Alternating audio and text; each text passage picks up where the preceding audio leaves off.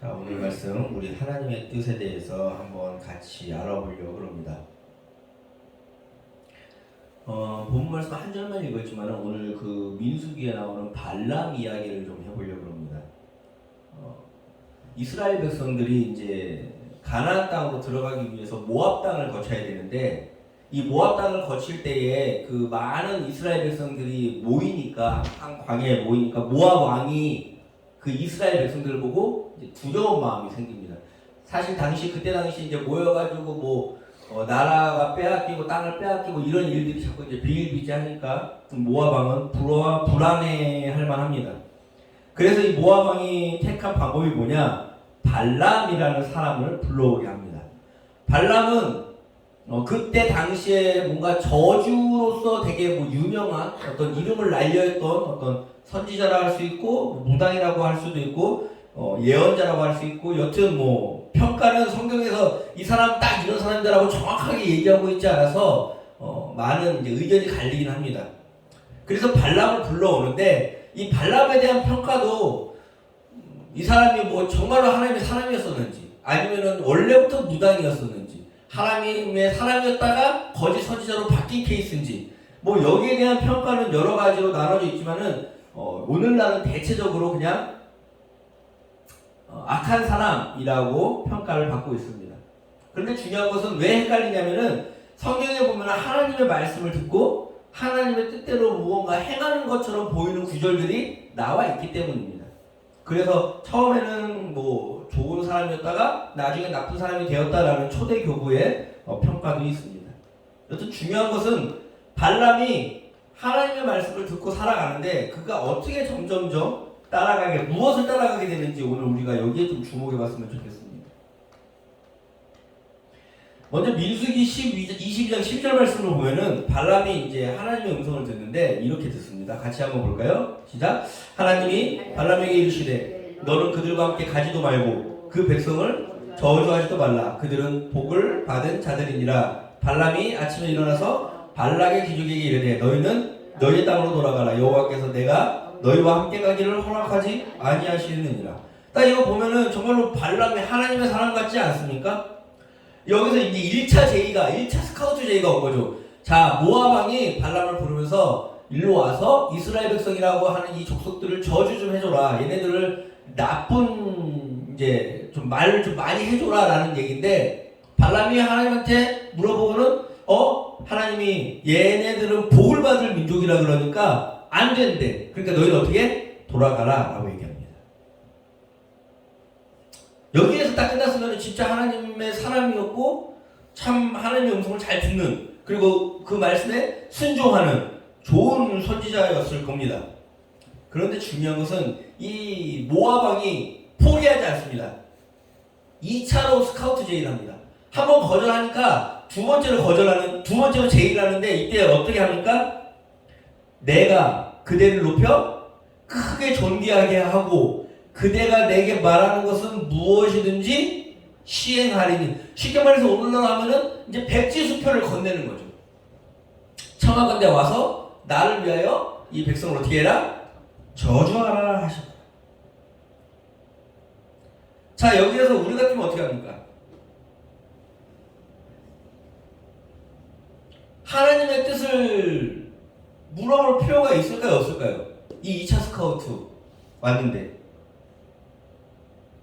쉽게 말해서 하나님의 뜻은 뭐예요? 아까 얘기했잖아요. 이 백성은 축복받을 자들이기 때문에 저주하지 마. 그러니까 너는 가지 마. 이게 하나님의 뜻인데 갑자기 또 발람이 뭐라 그럽니까? 그런즉 이제 너희도 이 밤에 여기서 유숙하라. 여호와께서 내게 무슨 말씀을 더하실런지 알아보리라. 우리가 자주 하는 말입니다. 기도해 볼게요. 기도해 봅시다. 하나님의 뜻을 한번 알아봅시다. 등등. 그런데 물론 정말로 하나님의 뜻을 물어봐야 하는 순간들이 있을 수도 있습니다. 그런데 우리 인생을 살아가면서 진짜 그런 순간은 그렇게 많지 않아요. 사실 하나님의 뜻은 성경에 거의 다 써 있습니다. 정말 우리에게 필요한 하나님의 뜻은. 그리고 예수님이 가르쳐준 기도를 보면 아시겠지만은 하나님의 뜻이 하늘에서 이루어진 것처럼 이 땅에서도 이루어지길 바랍니다. 그러니까 내가 해야 될 기도는 하나님의 뜻대로 살기를 원하는, 혹은 하나님의 뜻을 이미 알고 있기 때문에 그대로 실천하고 그대로 행동하고 그대로 이 땅 가운데에 좀 정착시킬 수 있는 그런 힘과 지혜와 용기를 달라는 기도가 성경에서 말하는 그런 진짜 기도지, 하나님의 뜻을 물어보는 식의 기도는 그렇게 많지는 않습니다. 근데 왜 자꾸 우리는 하나님의 뜻을 물어보려고 그럴까요? 그 순간에, 그 상황에서. 오늘 발람은 왜 하나님의 뜻을 더 물어본다 그럴까요? 자기한테 뭐가 지금 제의가 들어왔으니까? 백지수표가 들어왔어요. 돈입니다. 권력입니다. 욕심입니다. 쉽게 말해서 탐심이죠. 하나님의 뜻을 물어보려고 하는 모든 매 순간 한번 기억해 보십시오. 뭔가 돈과 관련된 문제, 뭔가 재산과 관련된 문제, 뭔가 자식의 학교가 뭐예요? 곧 권력이잖아요. 곧 직장이잖아요. 곧 이 땅 가운데 어떻게 하면 잘 먹고 잘 살까라는 하나의 방편이고 수단이잖아요. 그때 우리는 자꾸 말하는 겁니다. 하나님의 뜻을 물어봅시다.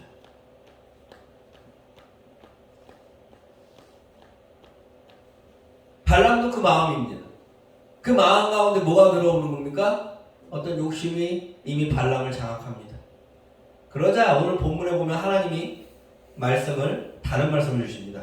밤에 같이 한번 볼까요? 하나님이 발람에게 임하여 이르되 그 사람들이 너를 불러왔거든. 일어나 함께 가라. 바뀝니다. 함께 가라고 합니다. 그런데 조건이 달리죠. 그러나 내가 내게 이르는 말만 준행할지니라.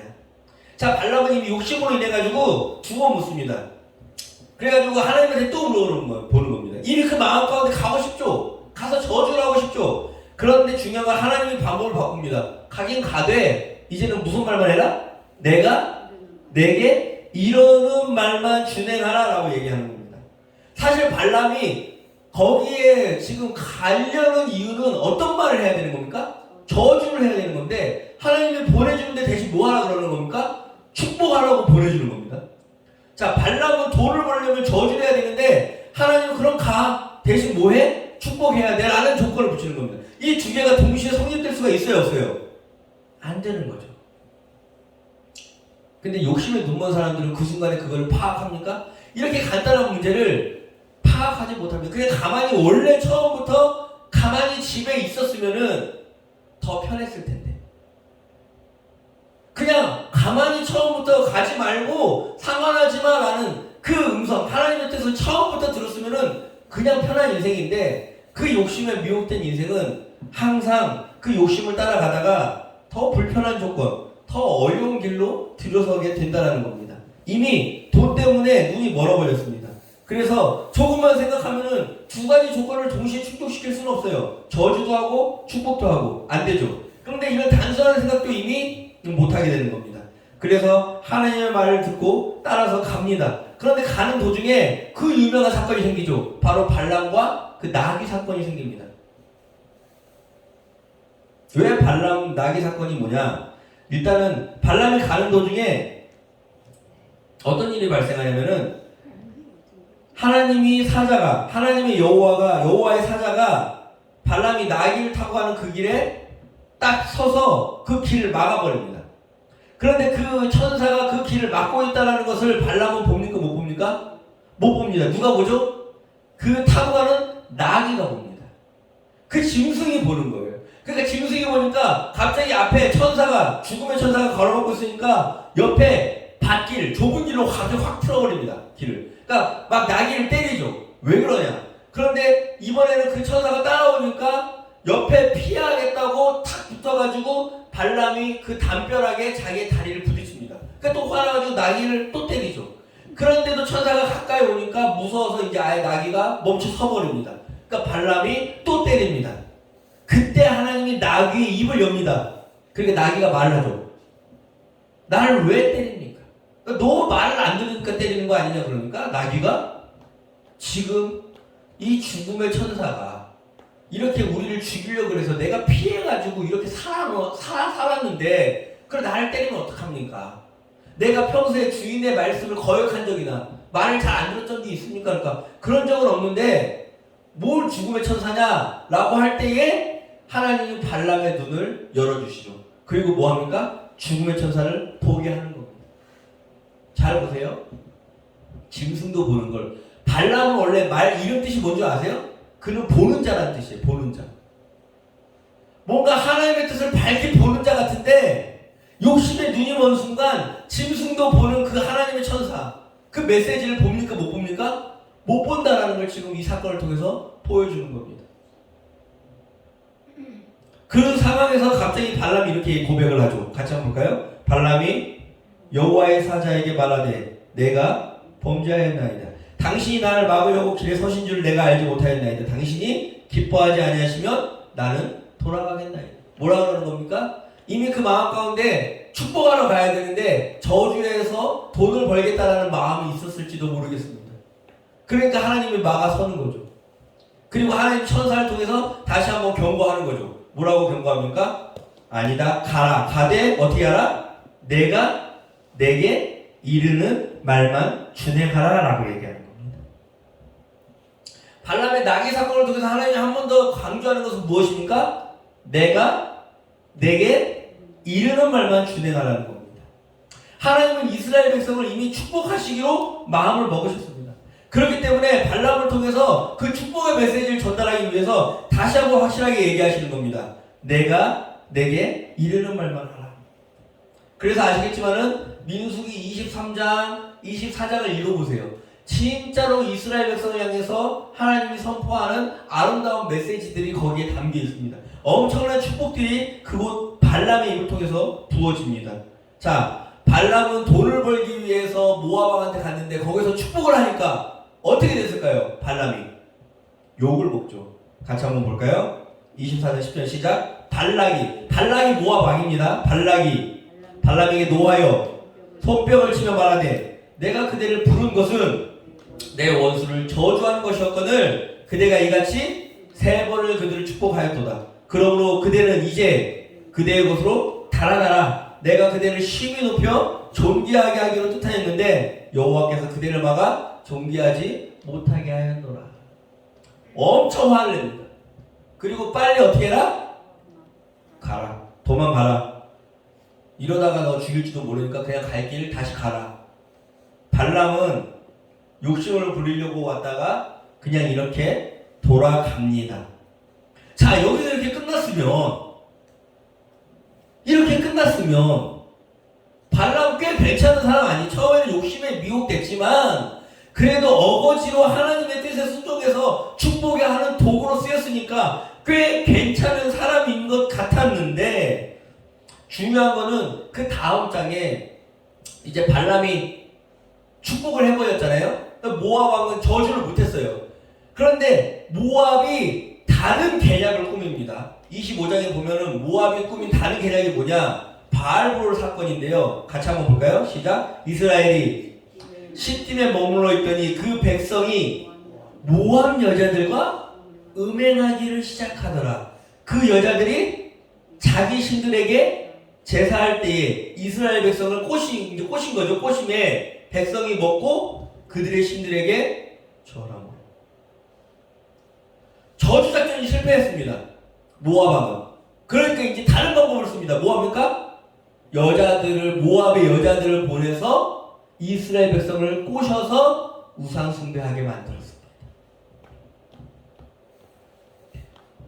하나님이 겨우겨우는 아니죠. 하여튼 하나님이 저 멀리에서 일어나는 정말로 이스라엘 백성을 향한 그 저주까지도 막아주신 하나님, 보호하신 하나님, 이 하나님을 보여주는 거 아닙니까? 이스라엘 백성은 지금 발람이 자기를 저주하려고 했다는 사실을 알까요? 모를까요? 모르죠. 모압이 몰래 꾸민 거니까. 자기는 어떤 일이 일어나는지도 모르지만 하나님은 눈동자와 같이 그들을 지키시고 졸지도 아니하시고 죽으시지도 아니하시는 하나님이 그들의 인생을 보호하셨다는 겁니다. 축복하셨어요. 저기 멀리에서 얘네들은 모르고 있지만 축복하세요. 항상 잘 되기를 기도하세요. 항상 하나님이 정말로 그 어미닭이 새끼 병아리를 품듯이 그 날개 아래 그들을 품으시고 모으셨어요. 그런데 그들이 빠진 계략은 뭡니까? 모압 여자들에게 빠진 겁니다. 우상 숭배를 또 시작합니다. 하하. 그런데 중요한 건 이 계략이 저주를 실패한 모압 왕이 했던 계략일까요? 놀라지 마십시오. 31장에 보면 이런 말이 나옵니다. 보라, 같이 한번 읽어볼까요? 시작. 이들이 이스라엘 자손을 부올의 사건에 여호와 앞에 범죄하게 하여 여호와의 회중 가운데 연병이 일어나게 하였느니라. 이 우상숭배 때문에 이스라엘 백성에게 연병이 일어나서 거의 2만 명가량이 죽거든요. 그런데 누구의 꾀였습니까 이게? 발람의 꾀였어요. 성경에서는 그 뒷이야기가 나오지 않아서 몰랐습니다. 그냥 조용히 돌아간 줄 알았어요. 하나님의 도구로만 사용되고 끝난 줄 알았어요. 그런데 중요한 거는 그 하나님의 영에 사로잡혀가지고 축복의 말을 자기는 저주를 하고 싶었지만 돈을 벌기 위해서. 그런데 하나님의 영에 사로잡힌 순간 축복을 했습니다. 그런데 그 시간이 끝나고 원래의 마음으로 돌아왔을 때에 발람이 뭘 한 거예요? 계략을 꾸몄다는 거예요. 우리는 가끔가다 그럽니다. 하나님의 영에 사로잡혀가지고 무언가 이제 뭐 많이 수련회라든지 어디 뭐 은혜 받는다고 부흥회라든지 이런 데 가가지고 짠 하고 사람이 변화된 것 같아요. 그 순간에 막 안 하던 말도 하고 안 하던 태도를 보이고 정말로 잘 어떻게 된 것 같아 보여요. 그런데 중요한 거는 다시 그 시간이라든지 좀 돌아오면 어떻게 됩니까? 사람이 똑같아진다 그러죠. 어떤 그 순간에 어떤 그렇게 말하고 고백하는 게 중요한 게 아닙니다. 그 마음에 사람을 사로잡고 있는 게 뭐냐가 중요한 겁니다. 발람을 사로잡고 있었던 건 뭡니까? 여호와의 영입니까? 아니면은 탐욕입니까? 탐심. 탐욕이 여호와의 영을 이렇게 벗어났을 때, 그 어떤 그 순간을 벗어났을 때, 탐욕이 그 마음 가운데 계속 사로잡고 있는 사람은 결국 어떤 선택을 하게 됩니까? 그 돈의 노예가 된다는 겁니다. 결국에는 그거를 벗어나지 못한다는 겁니다. 그러니까 그걸 다 끝나고 나서 뭐 하는 겁니까? 모압 여인들을 시켜서 이스라엘 백성들을 유혹하십시오라는 계략을 세웠다는 것. 그것 때문에 발람은 평가를 하기를 거짓 선지자, 어떤 무당, 어떤 악한 자로 지금도 평가받고 있다는 겁니다. 사실 선지자라는 건 어려운 게 아닙니다. 하나님의 사람이 된다는 건 어려운 게 아니에요. 아까도 말했지만 하나님은 뭐라 그래요? 내가 내 입에 주어진 무엇만 말해라? 그 말만, 하나님이 당겨주는 그 말만 말하라는 것. 에스겔이 그랬고요. 느헤미야가 그랬고요. 이사야도 그랬습니다. 그냥 그 입술에 말을 하나님께서 담가주신다 그래요. 내가 너에게 할 말을 주겠다라고 말씀하세요. 그러니까 오늘날 성경에 있는 그 말만 전하면 되는 거예요. 목사도 다 똑같아요. 그냥 그 말씀만 전하면 되는 거예요. 발람도 똑같아요. 하나님의 말씀만 전하는 거예요. 그런데 중요한 거는 끝나고 난 다음에 그 말씀 때문에 뒤따라오는 삶이 있을 거 아니에요. 돈에 유혹을 뿌리쳐야 되고, 섬겨야 되고, 뭔가 사랑을 해야 되고. 근데 그 삶에서 결판이 난다는 겁니다. 느헤미야와 에스겔이나 이사야는 그 하나님이 주신 말씀만 전하고 그것 때문에 당하는 고통과 함께 당합니다. 그런데 발람은 그 말씀을 전했지만은 그 뒤에 그 욕심이 아직도 놓지 못하기 때문에 모압 왕한테 쫓겨나지만은 쫓겨나는 그 대신에 뭘 선택하는 겁니까? 다른 계략, 다른 계획, 다른 계책을 세워서 이스라엘 백성도 힘들게 만들고 하나님의 뜻도 거스르는 인생을 살게 된다는 겁니다. 바로 그게 무엇입니까? 탐심입니다. 그래서 골로새서에서는 이렇게 말하죠. 같이 한번 볼까요? 그러므로 땅에 있는 지체를 죽이라. 곧 음란과 부정과 사욕과 악한 정욕과 탐심이니. 탐심은 우상숭배라고 얘기하는 겁니다.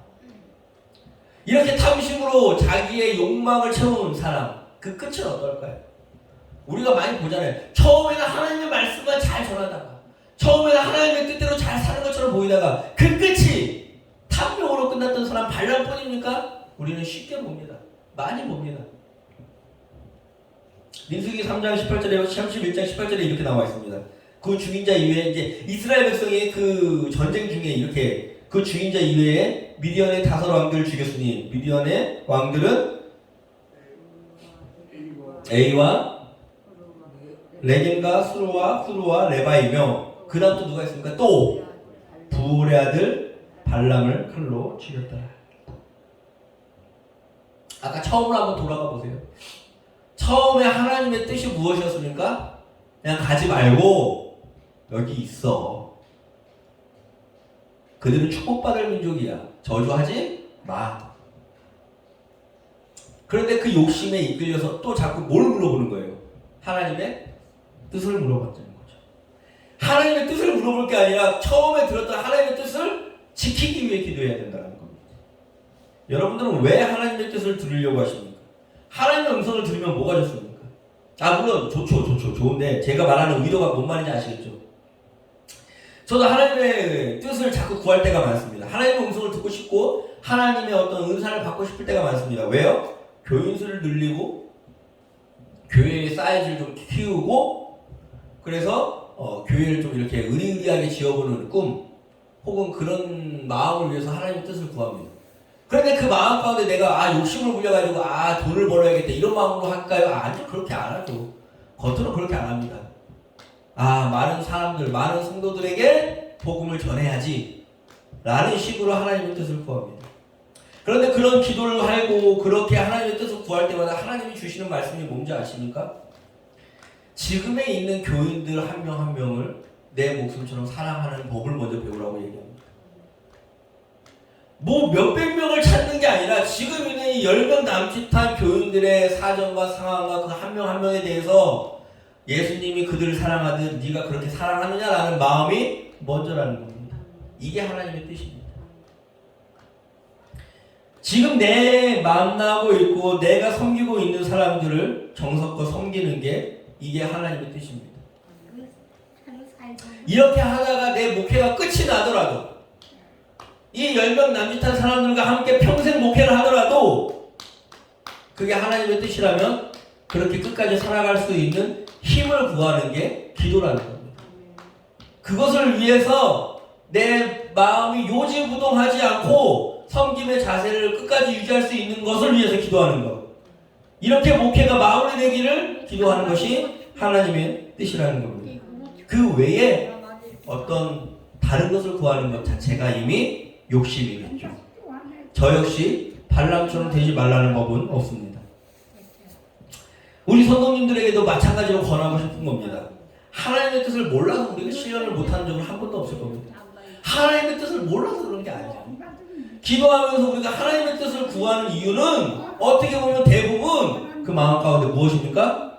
욕심, 욕망, 그 마음 가운데 다른 어떤 의미, 이중적인 생각이 담겨있기 때문입니다. 하나님의 뜻을 구하기보다는 이미 알고 있는 하나님의 뜻을 하나님의 뜻대로 살기를 기도로 구하는 성도님들이 되셨으면 좋겠습니다. 하나님의 뜻보다 성경 말씀에 쓰여있는 하나님의 뜻을 먼저 따를 수 있도록 순종할 수 있도록 노력하고 기도하는 우리 성도님들이 되시기를 바랍니다. 기도하시겠습니다.